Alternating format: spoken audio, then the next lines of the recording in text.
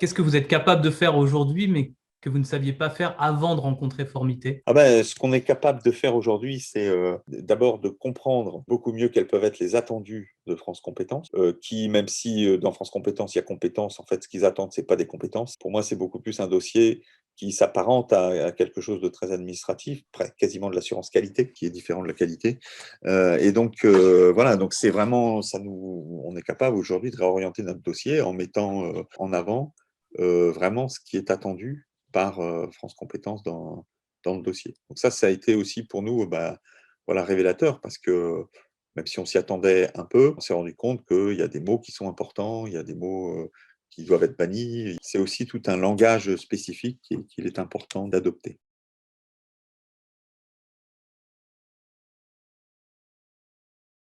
Bonjour, Monsieur Larive. Bonjour. Je vous remercie d'avoir accepté en fait cet échange que nous allons avoir aujourd'hui au sujet de votre accompagnement avec le cabinet Formité sur un audit d'un dossier avant dépôt au répertoire spécifique. Et puis pour commencer notre échange, est-ce que vous pouvez simplement peut-être vous présenter vous et votre organisme de formation en quelques mots? Ok. Donc, moi, je suis Bruno Larive, donc je suis coach en, en entreprise et donc formateur au sein d'un organisme de formation qui s'appelle Virage Formation, qui est donc situé à Paris et qui est donc dirigé par Marina Blanchard et qui forme à la fois des coachs et plus généralement des praticiens au modèle d'intervention systémique et stratégique de Palo Alto. Donc voilà, qui est un modèle d'intervention qu'on peut utiliser aussi bien en coaching qu'en thérapie. Avant d'arriver donc chez Formité, quelle était votre situation, la problématique qui vous a... Alors, notre problématique, c'est que, en fait, on a pas mal de stagiaires qui souhaitent pouvoir utiliser leur CPF lorsqu'ils veulent venir se former chez nous, enfin, chez Virage. Mhm. Et donc, ça passe par le fait d'avoir une certification, donc soit une certification RNCP, soit une certification de compétences au répertoire spécifique. Et donc, on a engagé, pour pouvoir répondre à ces besoins de nos stagiaires, on a engagé un référencement donc, au répertoire spécifique il y a de ça Mhm. quelques années. Entre-temps, est intervenu France Compétences, donc il y a eu des transferts de dossiers qui ne sont pas forcément bien passés pour nous, en ce sens où notre dossier n'a pas été remis en fait chez France Compétences, donc on a dû repartir de zéro pour déboucher en 2020 donc sur un dossier complété qu'on a envoyé à France Compétences. On a eu un retour en février ou en mars 2021, donc avec un refus de référencement pour des raisons qui sont vraiment purement administratives, j'ai envie de dire, sur des écarts par rapport à l'attendu. Alors, ce qu'on a découvert à ce moment-là, c'est qu'en fait, ce qui compte pour France Compétences, c'est absolument pas la qualité pédagogique de la formation ou la qualité des informations du transfert de compétences, mais bien sur un format très, de mon point de vue, administratif. Donc, on a eu un échange avec France Compétences à ce moment-là, qui nous a précisé sur quel domaine on devait revoir notre dossier.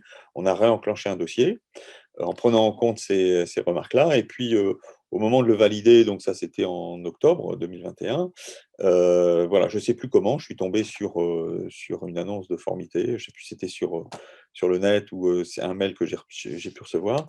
Et là, je me suis dit, voilà, ça vaut peut-être le coup d'avoir un pré-audit pour vérifier que cette fois-ci, en fait, tous les attendus en fait, de France Compétences seront bien, enfin, notre dossier y répondra bien. Mhm. J'ai pris contact avec quelqu'un de chez Formité, et puis le contact m'a paru, la personne m'a paru très compétente, et je me suis dit, Mhm. voilà, ça vaut le coup, notamment parce qu'on s'est rendu compte aussi que les demandes de France Compétences, en fait, sont en perpétuelle évolution. Pour vous donner un exemple, on a eu, et c'est la personne de France Compétences qui me l'avait dit au mois de mars, c'est-à-dire qu'entre le moment où on a déposé notre dossier et le moment où il est passé en commission, en fait, il y a eu une évolution dans leurs recommandations avec une notice parue sur leur site qu'on n'a pas pu prendre en compte. Donc, de toute façon, compte tenu de ces délais-là, comme leurs délais de traitement des dossiers sont de plus en plus longs, voilà, je me suis dit que c'était intéressant d'avoir un avis de quelqu'un qui suit ça de près, qui suit les évolutions de près et qui a Mhm. aussi quand même une compétence sur ces dossiers-là. Donc, voilà comment on est arrivé à solliciter Formité donc pour avant un dépôt de dossier au répertoire spécifique. D'accord. Donc c'est ça. Votre objectif initial, c'est évidemment d'avoir du CPF. J'essaie de résumer un peu votre parcours hein, en quelques mots. obtenir du CPF, pour ça, déposer une de vos formations au répertoire spécifique. Vous Mhm. l'avez fait à plusieurs reprises dans la tempête de la réforme, ce qui vous a Exactement. fait faire des allers-retours finalement avec des dossiers refusés. Et puis, bah, Donc, pardon? c'est un dossier qui a été refusé.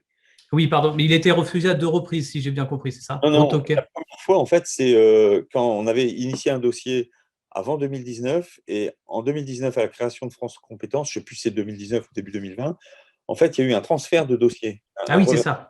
et en fait, à ce moment-là, comme notre dossier n'était pas finalisé, eh ben, il n'a pas été reversé. Donc, on a dû repartir à ce moment-là de zéro avec des éléments qu'on avait, nous, gardés. Mais si vous Mhm. voulez, on ne pouvait plus utiliser le site sur lequel on avait construit le dossier initialement. Mais en fait, on l'a présenté vraiment, ce dossier-là, une fois. Mhm. Et on a eu un retour donc, je vous dis, en février ou en mars 2021 pour un dossier qu'on avait déposé en août. Donc, on a eu 7 mois d'attente. Et voilà, je crois que les délais, d'ailleurs, ont augmenté depuis. Oui, pardon, c'est bouché, ouais. Il semblerait qu'il y ait un taux de 15% de dossiers Effectivement, acceptés sur l'ARS. c'est ce qu'on nous a dit. Ouais. Donc, l'idée aussi pour nous, c'est d'augmenter nos chances. Ouais, de réussite, évidemment. Ouais.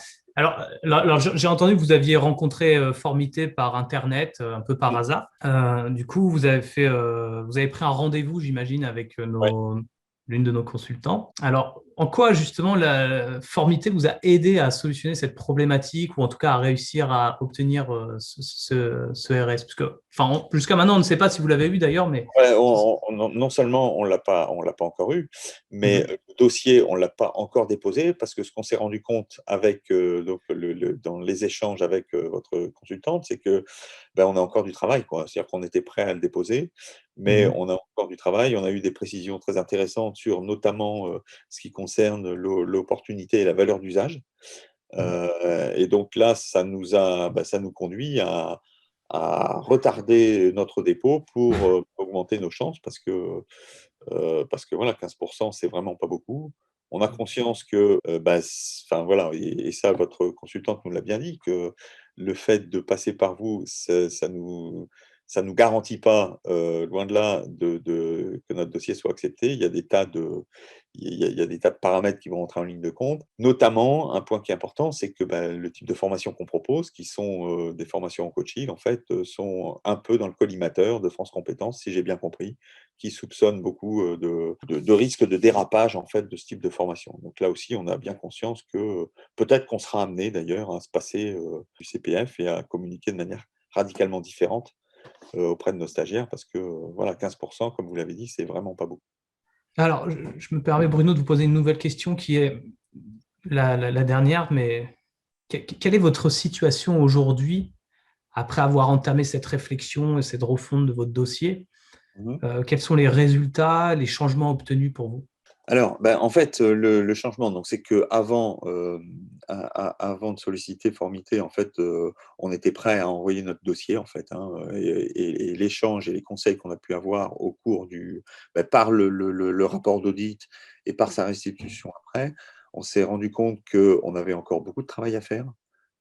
Que, et donc ça nous a permis aussi d'entamer une réflexion. C'est-à-dire quand on nous avait dit que voilà, il y a 15% des dossiers qui sont effectivement ORS qui sont validés, ça nous a conduit aussi à reculer d'un cran dans notre réflexion et à se dire voilà, et qu'est-ce qu'on fait si on n'a pas cette certification?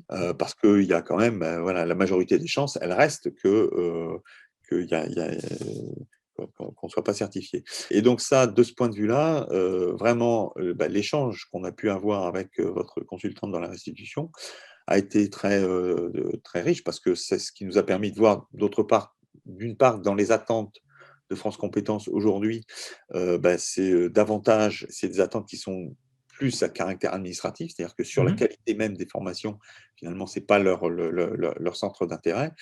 Et que donc, voilà, et qu'il y a aussi, la deuxième chose, c'est qu'on a aussi beaucoup de choses à faire, notamment pour prouver la valeur d'usage, aller chercher des études qui montrent le besoin en compétences dans notre domaine, sans avoir la garantie que ça réponde aux attentes de France Compétences, qui est quand même très ciblé sur d'autres secteurs. Et donc, que celui du coaching qui nous intéresse. Et donc, voilà, vraiment, l'échange, il a nourri notre réflexion, au-delà même de vouloir absolument avoir la certification, mais d'envisager d'autres voies derrière, notamment comment s'adresser à nos stagiaires en n'ayant pas quelque part une certification OS et en axant davantage sur la qualité qu'on peut apporter en termes de formation, mais aussi la qualité qu'on peut attendre de nos stagiaires, c'est-à-dire dans leur engagement.